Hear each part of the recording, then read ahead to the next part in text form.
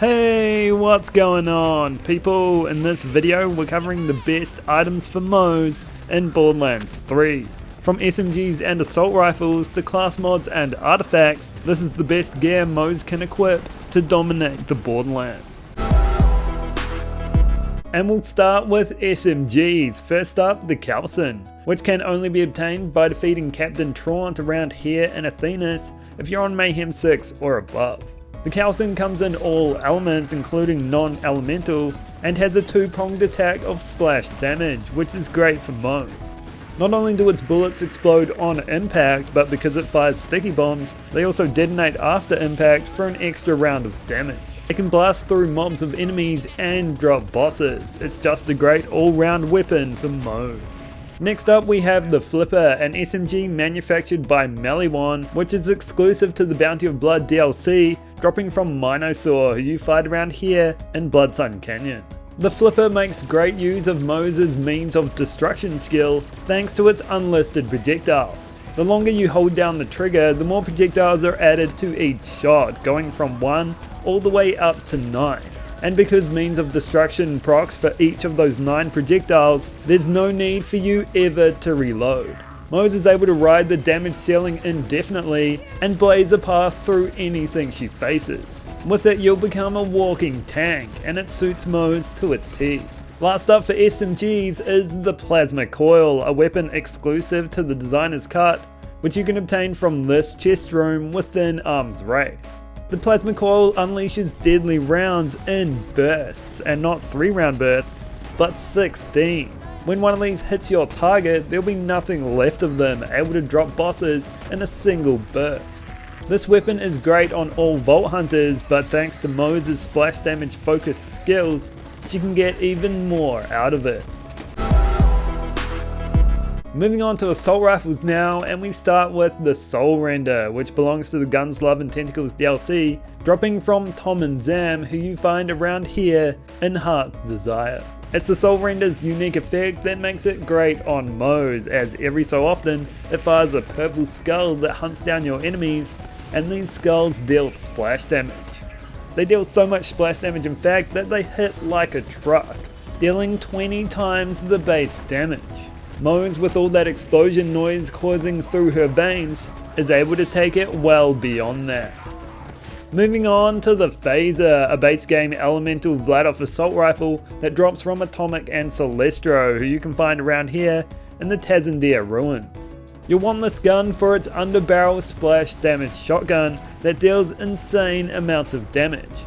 Now normally this shotgun takes a while to refill after you expend all its ammo, but with its projectile count sitting at 8 and when you're tapped into means of destruction and redistribution, you can make sure the shotgun never hides away. It is seriously some of the most fun you can have on Moze, and if you're looking for an alternative, the boom sickle is an option, but I always prefer setting phasers to kill. To sniper rifles, and we start with the Sandhawk, an elemental dial sniper rifle that drops from Katagawa Jr. around here atop Atlas HQ, but only if you're on Mayhem 6 or above. The Sandhawk is quite simply one of the most overpowered weapons in the game, firing 7 projectiles that each do close to 50,000 damage each at around 7 rounds per second. And if that wasn't enough, it also deals splash damage. That allows it to proc skills like redistribution and means of destruction for that ammo regeneration, allowing you to deal monstrous amounts of damage with absolutely no downside. The next sniper rifle that I'd suggest for Moze is the Boogeyman, which belongs to Arms Race, with an increased chance to drop from this chest room. The Boogeyman is similar to the Leuda, firing at a high rate of knots, but it's always elemental and always deals splash damage.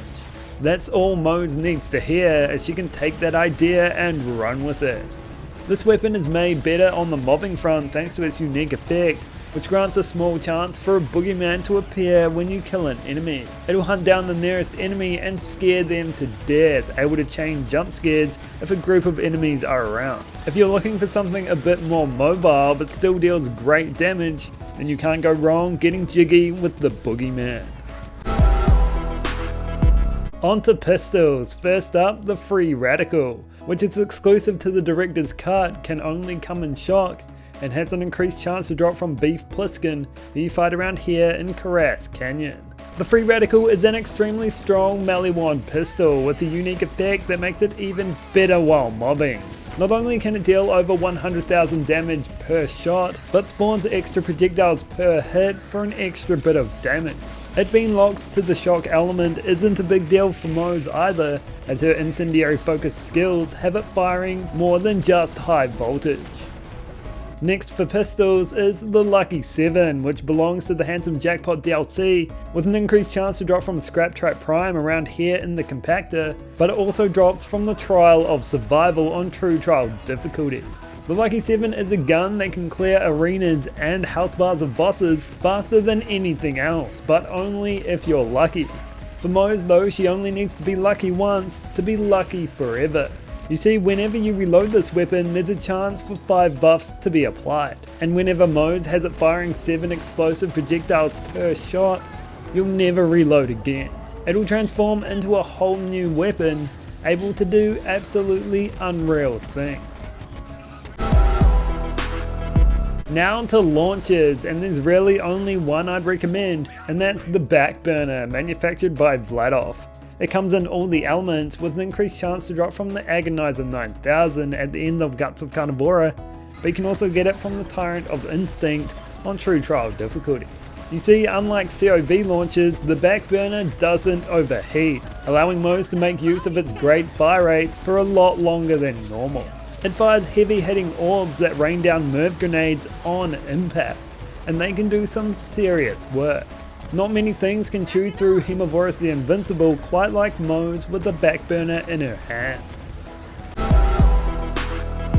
To shotguns now, first up the Redline, which is developed by Torg and has an increased chance to drop from Road Dog, who you fight around here in the Splinterlands.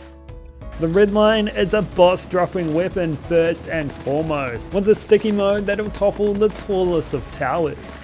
After revving it up, it'll fire 4 gyro jets per shot, with each one increasing its damage by 5% when they all detonate.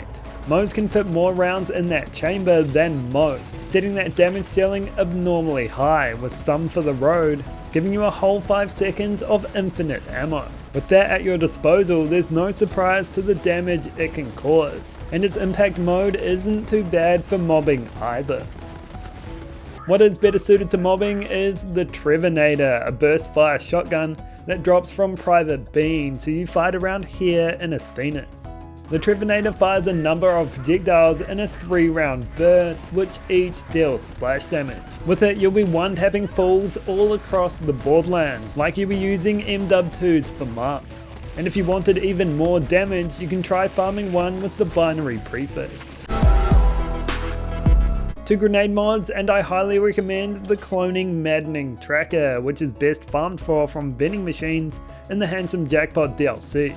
What Moze is after, for grenades at least, is more hits, and the Cloning Maddening Tracker is just that.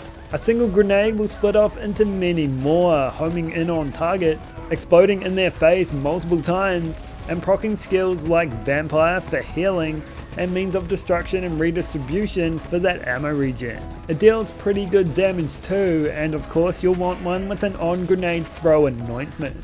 If you can't get that, then the Hex is the next best thing. Dropping from the Sky Bullies, you fight around here in the Anvil. The ideal prefix for the Hex is Recurring or Mitosis, and it's going to do the same thing as the Cloning Maddening Tracker, but just not as well. To shields now, and my personal favourite, the Infernal Wish, which is exclusive to the Director's Cut, dropping in Arms Race most often from this chest room. Moze through Iron Bear and Iron Cub has an inability to activate Action Skill End or Action Skill Start anointments on a regular basis, and when one overpowered shield encourages that, you go for the other one, and that's exactly what the Infernal Wish is. Whenever your shield isn't empty, you'll fire an extra projectile per shot, essentially doubling your damage. It does have a downside though, in that it will ignite you if you fire too much, but with a lot of shield focused skills in her orange tree, you can mitigate that to great effect, allowing you to capitalize on the major boost in damage it offers. When that doesn't seem practical, you can always pick the other overpowered shield, the Revolter, which is exclusive to the Director's Cut with an increased chance to drop from Sumo. You fight around here in Escatan Row. Whenever the shield depletes, Moze will become Shock Enraged for 15 seconds, granting a 50% increase in her fire rate and 200% bonus shock damage to each and every one of her damage sources. It's great when you're using multi-projectile weapons or whenever you want to give Iron Cub a little boost. If those shields are too powerful for you, you can always grab an Old God, which is exclusive to the Guns, Love and Tentacles DLC, dropping from Eleanor around here in Heart's Desire. The Old God boosts your elemental damage by 20% based on whatever element the shield is, and for Moze, Incendiary is a great all-time choice. And we have to mention the Snowshoe, a legendary shield dropping from the Valkyrie squad you fight as part of the Maliwan takedown. Sliding with this shield equipped will drain all your shield and deal bonus cryo damage based on your shield's strength, plus 30% of that Nova damage will be returned as health. Using the Sparkplug's chains to trigger those Novas and a Bloodletter class mod to make our shield huge, Moze can deal some incredible damage with this combination. None of this would be complete without class mods, and we start with my favourite, the Minesweeper, which has an increased chance to drop from Archer Row. You fight around here in the Meridian Metroplex as part of the Dynasty Diner quest. The Minesweeper grants a 25% chance for critical hits to drop a micro grenade at the enemy's feet, and when they explode, they deal unholy amounts of damage. It can turn a regular weapon into a splash damage weapon, and those micro grenades get buffed by splash damage and grenade damage while also inheriting the element of the critical hit. The micro grenades can also trigger others thanks to Pull the Holy Pin, and it's one of the most busted class mods in the game. If survivability is more your thing, then it's hard to look past the Bloodletter, which has an increased chance to drop from the Skag of Survival in the trial of the same name. The Bloodletter turns blue-red and red-blue, and what I mean by that is it switches your health and your shields, so shields act like health and health acts like shields. It's a pretty unique interaction and most often results in Moze becoming incredibly tanky. The Flare is another great class mod for Moze, dropping as part of the Psycho Krieg DLC from Evil Mordecai, who you fight around here in Castle Crimson. Just remember that Flare is for the bear, as this class mod aims at increasing Iron Bear or Iron Cub's damage. At most, it will double it, decreasing the more fuel you spend. Double a lot of damage is a lot of damage, and trust me, Iron Bear doesn't need it. Last up for class mods is the Blastmaster, which has an increased chance to drop from King Nasher, who you fight around here in the Ambermire. The Blastmaster is just what you need if you don't plan on reloading and you want to blow stuff up, and that's Moze in a nutshell. It increases your splash damage by up to 100% the longer you go without reloading, and takes about 50 seconds of not reloading to reach the cap. That's not something a Moze player should plan for, and results in a class mod that easily boosts your damage. To class mods now, and I have to recommend the Pearl of Ineffable Knowledge, which is exclusive to the Guns, Love and Tentacles DLC, obtained from the quest The Call of Githyan. This artifact is a great one-to-one with Moze, as she's focused on getting hits, and get 15 of them in quick succession with this equipped, and you'll be granted an over 100% boost in gun damage. It perfectly complements consecutive hits anointments, which is one I'd recommend on Moze along with URAD, and you'll definitely want one that rolls with mag size. If not the Pearl, then the Company Man, which is exclusive to the Director's Cut, dropping every single time from Hemivorous the Invincible, you fight around here in Darkthirst Dominion. The Company Man is going to be better than the Pearl, as it can roll with splash damage rolls in tandem with its primary rolls, of which the best three are damage, mag size and critical damage.